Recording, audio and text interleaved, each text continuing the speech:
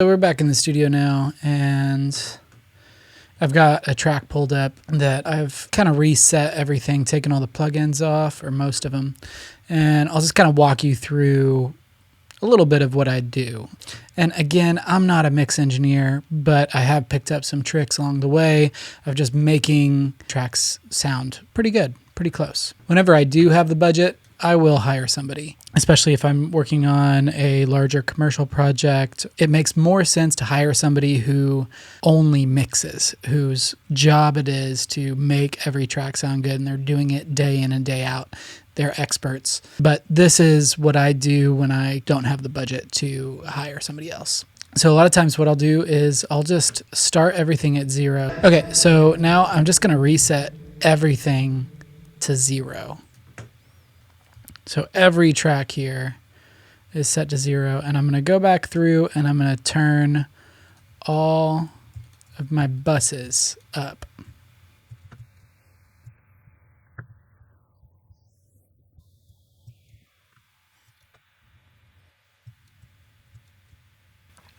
Okay, so now I have everything at 0, and I've got to say I already have this whole, I've got a mix template, which I can show you at some point. I'll walk you through all my templates, but I have all of the tracks bused to instrument group buses.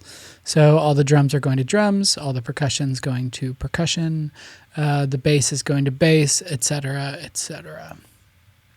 So it kind of gives me an organized place to start. And the first thing I'm going to do is I'm going to bring my master channel all the way over to where the drums are. And like I said before, I always start with an anchor. So in this song, the best anchor is going to be the kick drum and the vocal. So I kind of want to make sure that both of those things are sitting. I'm going to start out at around -10 dB, and I might pull things back. You want to leave enough headroom to where you have room to grow instead of just smashing everything into the master bus. So I've got this master channel over here, and I have my main kick drum right here. So I'm going to bring it over to the final chorus of the song, and I'm just going to set up a loop. Okay.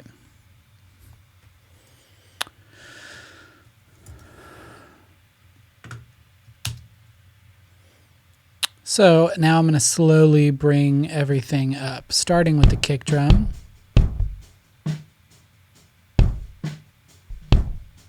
So I'm just trying to hit -10 dB and just make those peaks hit at -10 dB.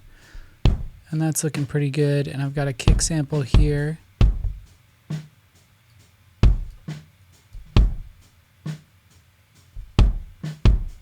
And the snare.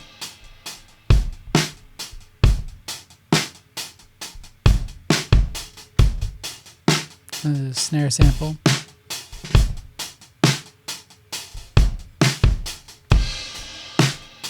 All right, we're hitting a little bit above -10, so I'm going to pull it back.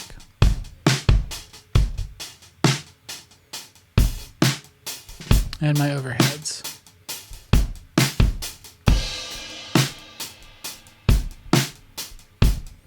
Not bad. I should also mention that I've got all these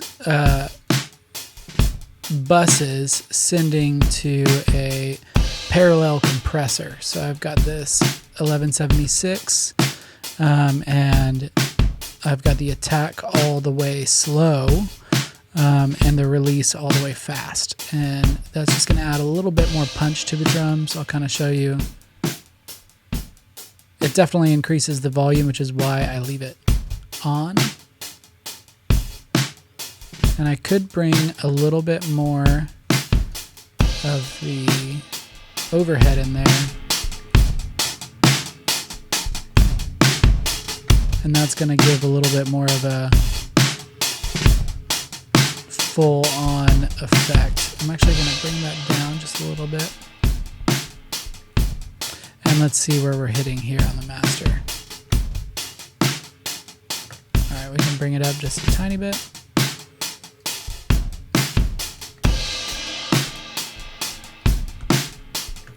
Okay. And I also have this kick that's pretty foundational to the verses. And let's go ahead and bring that up. And same thing, we're just going to bring it up to -10.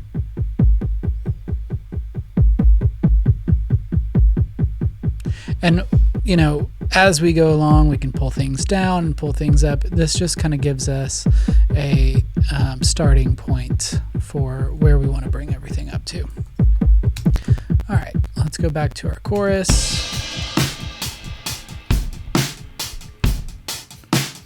And let's pull in some shaker.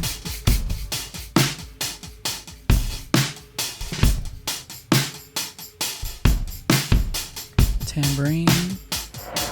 And I've got a little hit here.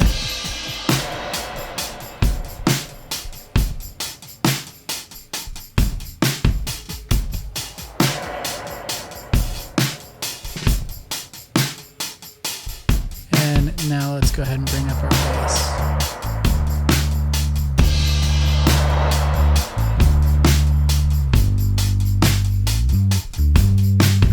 So I've got a few plugins here.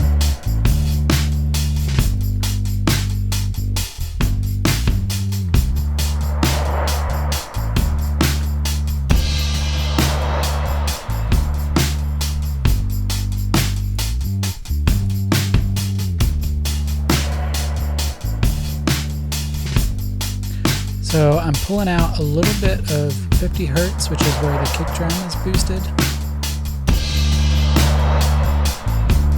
And I've got a limiter on it, just trying to keep that low end nice and steady.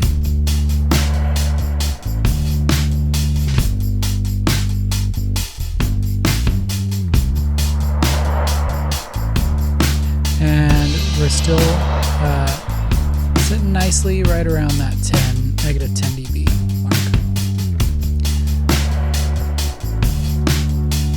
So I've got a synth here.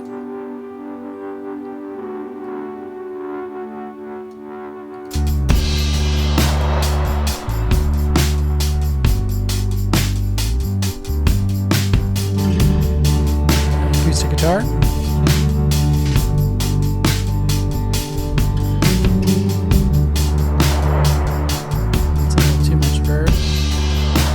So I can either adjust the reverb from the send right here, or just the whole channel. And I know I'm going to want less acoustic verb throughout. So I'm going to keep that down.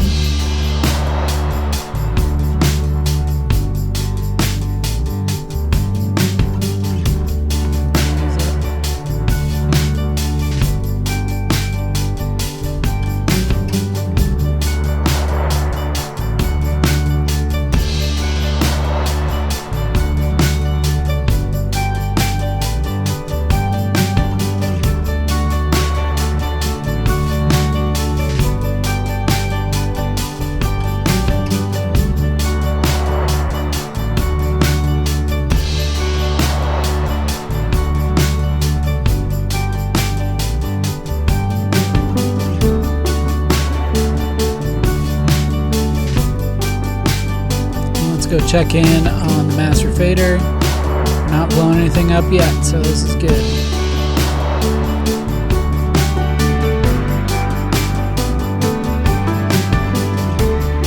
So this is kind of the lead piano part.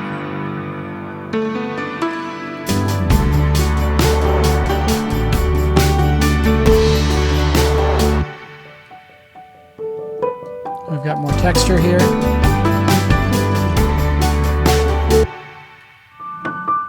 A little higher.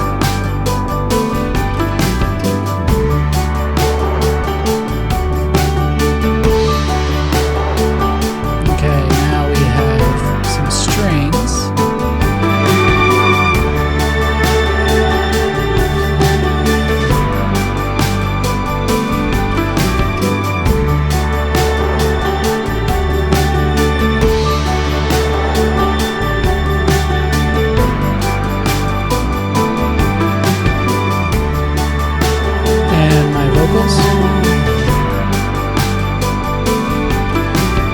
Go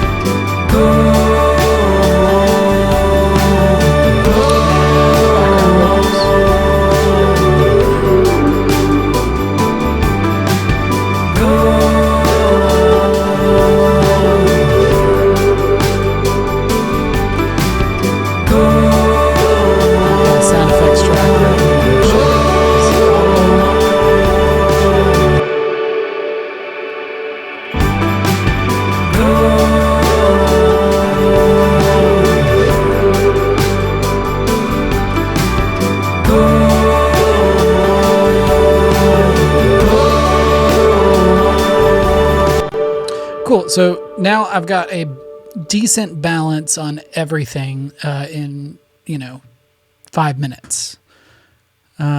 Just starting from scratch. I like to start from scratch, even if I've been balancing it the entire time I'm working on the track.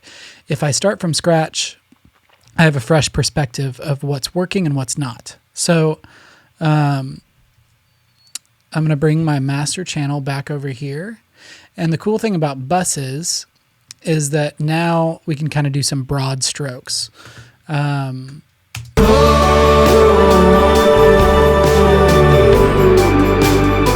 we've creeped up just a little bit higher than I'd like. I'd like to, keep it below -6 or even a little bit more. So I'm going to make sure my subgroup is engaged, and I'm just going to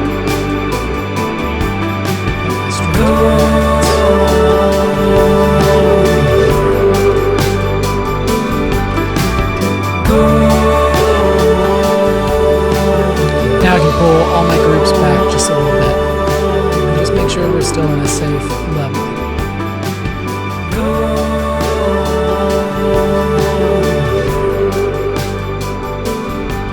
Okay, let's see what I have on the drum bass here.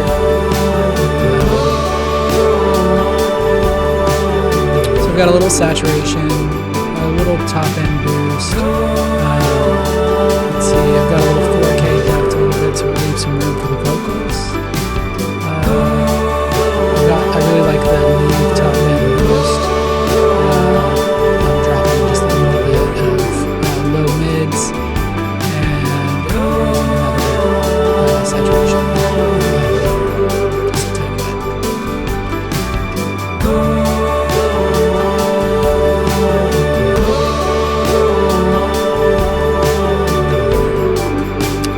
Not much on the percussion side. Let's see what we have on the effects. I think I'm just pulling some 4K out to leave some room for the vocals. And yeah, I think this sound gets a little bit harsh. So,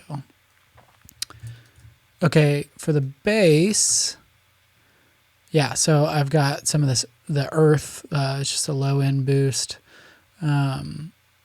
And I've got some saturation, kind of helps if you saturate bass a little bit. I've found it helps translate in the smaller speakers. And I'm bypassing the compressor because I have already compressed it. I'm limiting it pretty hard on the actual channel, so no need for that. Guitar, I don't think I'm really doing much here. There might be a little bit of compression going on, a little saturation, a little dip in the high mids. That's about it. Keys, not much going on there. Okay, strings. Let's see, I'm pulling some high mid out, some lower mid out, and I've got it high passed quite a bit, and a little bit of highs have been dipped a little bit. I've got some saturation on there. What I love about these Stephen Slate plugins is that they're really subtle. and nothing is like really over the top. So it's pretty easy to use them without totally blowing everything up. So on the main vocal bus, I've got some highs actually dipped. I've got some saturation added in there. It's probably hitting this compressor a little bit.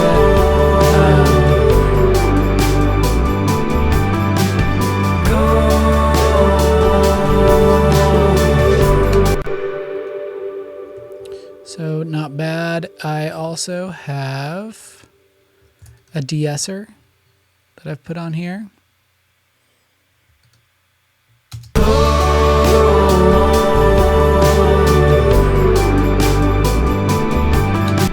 Not hitting right now because there aren't many S's in this. And I have some additional EQ. Just kind of broad strokes overall EQ. So I've got a similar thing going on with the harmonies, a de-esser, and on the background vocals, I actually have some highs boosted. And let's see, no saturation, no compression.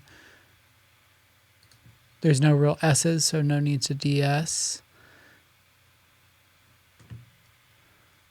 All right. So that's not bad. So let's go over to the drums and kind of now boost them a little bit. So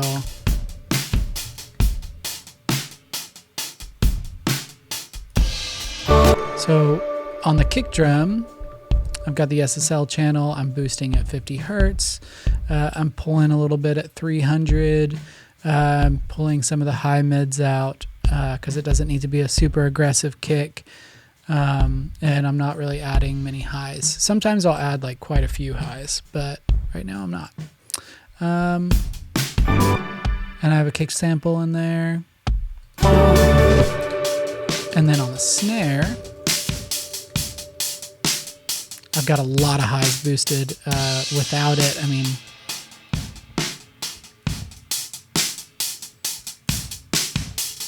just makes it pop out in the mix a little bit. You can definitely hear that hi-hat coming through quite a bit, but I didn't have a hi-hat mic, so, and I've got this snare sample that's pretty fat and in your face. So I could gate that snare drum and play some of that hi-hat out, but I thought it was going to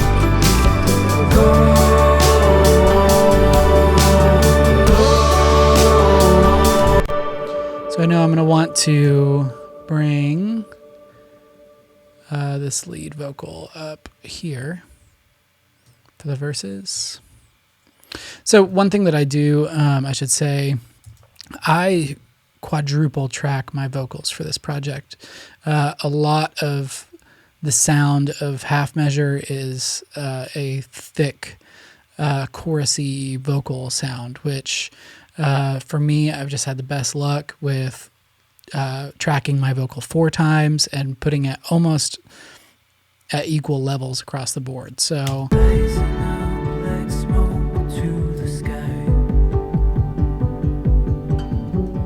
find myself wondering why I cannot get you out of my mind. To take a step you have to try, 'cause it's a great big world outside.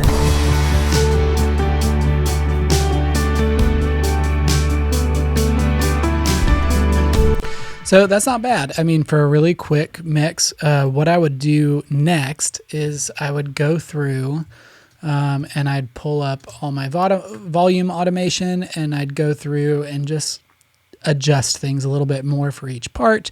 Make sure that my choruses are bigger and wider than my verses. Make those smaller and narrower. Make sure that all my panning is in the right place, because that's a really important way to make sure that you can hear all the tracks. You kind of think about it like this. If there was a line of people and you were looking dead on at this line of people, you would not be able to see any of them. You'd only be able to see the first person. So you want to be able to see everyone in the line, right? So you spread them out. So, you know, hey, sir, can you move to the left a little bit? Can you move to the right? You're not just getting a picture of the first person in line. You're getting a picture of everyone. And so that's kind of what you need to do with your tracks. Instead of, maybe it's not an EQ thing or a volume thing, maybe it's you need to pan it in a certain way that it comes out in the mix instead of getting buried under everything else that's in the center. Okay, so then I would definitely come in and I would adjust my volume with some automation. And then the next step that I would do is I would start bringing in, I have a template with my mix bus and bringing in the plugins that I think are necessary. So one thing that I'm definitely going to put on there is this. Actually, usually I click on the mix bus. And I don't really need this because I don't need the low end, so I'm going to bypass that.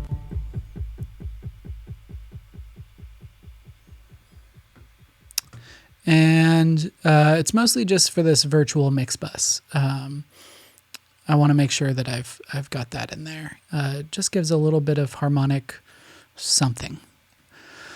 So I'm going to bypass that as well. And I've got this dynamic EQ in here, and there's a setting that I almost always use, and it is mix tightener. And I've got the EQ kind of where I want it, so I'm going to pull this high boost, and this mostly just controls some of the lower mids.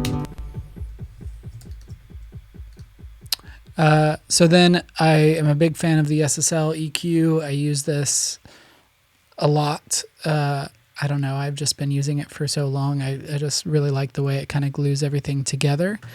And I might use a preset, but a lot of times, like maybe I'll use the mastering preset, and I'll just make sure that the threshold is wide open, so I'm not doing anything too hard. And I'm going to come over here to this final chorus.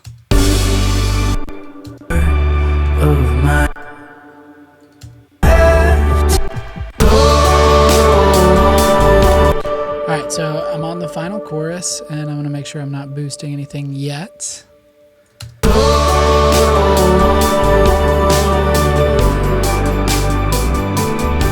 now I'm going to pull the threshold back until I'm about -3. So I just want to see a gain reduction of maybe around -3, at most -4, and never going beyond that.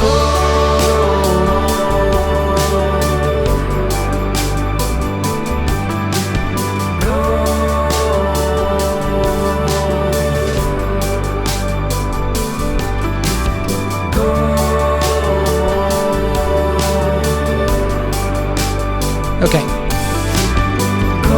Now we have some volume that we need to make up for. So since I'm gain reducing to around -4, I'm going to add around -4 in the gain. And let's make sure that this is the same level.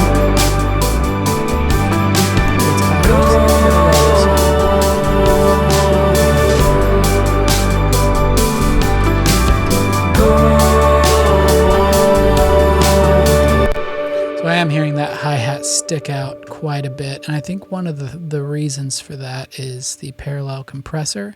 So I'm going to pull a little bit of the overheads out, and I'm actually going to EQ that just a little bit, and I can pull in this SSL EQ, and I'm going to see. So you can tell if I pull out all of 5K,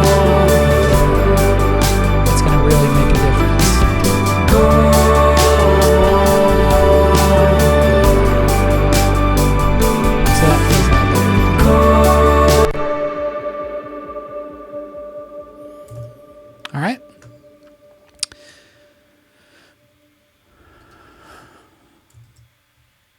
So let's see what else we have in here. Since I'm going for more of a warm, vintagey kind of sound with this, I pulled in the Studer 800 UAD plugin.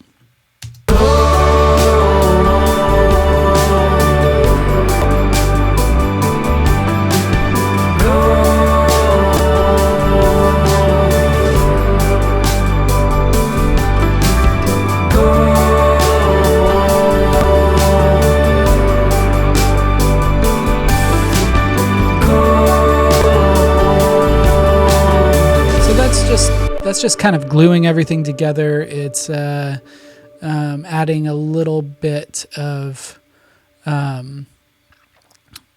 just glue, a little low-end glue there. I also have this compressor. It's a Fairchild, mod, or a Fairchild from Slate Digital, if I can talk. Okay. And let's see. So it's basically doing nothing.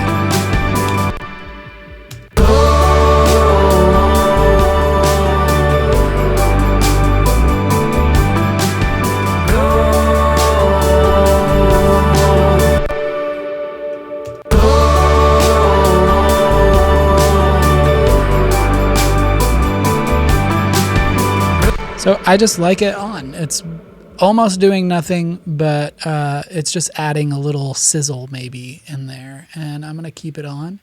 And this is another thing that I really like to use is a Pultec. And I think maybe I had some 100 boosted.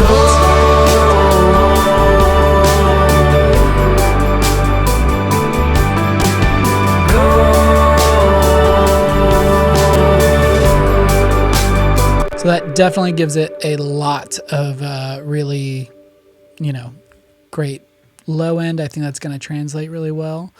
And that's just barely doing anything at that 100 hertz.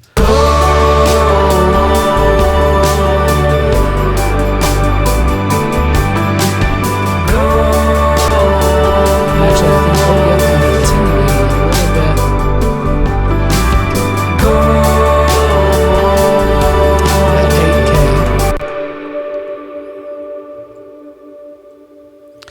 And then the last step, man, I would way rather hire a mastering engineer. But I use Ozone 9, and maybe that'll just be a totally different video. I got to admit that I use the mastering assistant in Ozone 9. Please, mastering engineers, don't hate me. But it's fast and it's pretty easy. And I feel like it always makes my mixes just a little bit better. So that's really it. That's what I do to mix a track.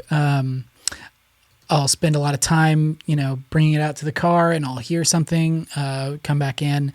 Again, make lots of lists. Every time you hear it, when you listen to it all the way through, step back, listen to it, and make a list of things that you hear. And if you don't do that, you risk just constantly tinkering until you drive yourself crazy.